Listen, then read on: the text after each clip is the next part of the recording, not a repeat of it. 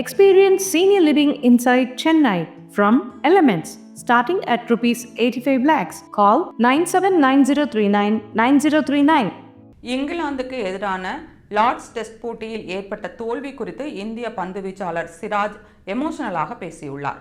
இங்கிலாந்துக்கு எதிரான 3வது டெஸ்ட் போட்டியில் 22 ரன்கள் வித்தியாசத்தில் இந்தியா தோல்வியை தழுவியது.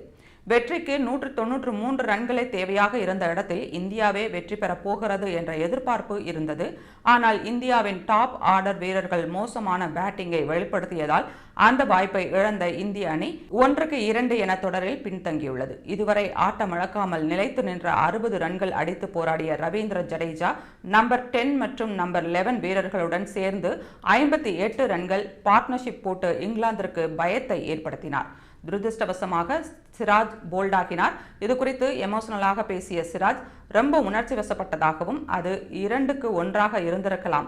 ஜடேஜா ரொம்பவே போராடினார். ஆனால் தொடர் இன்னும் முடியவில்லை. ஆஸ்திரேலியா சுற்றுப்பயணத்தில் இருந்து பேட்டிங்கில் ரொம்ப கஷ்டப்பட்டு கொண்டிருக்கிறோம். 22 ரன்கள் வித்தியாசத்தில் தோற்றது மிக வருத்தமாக இருக்கிறது என பேசினார்.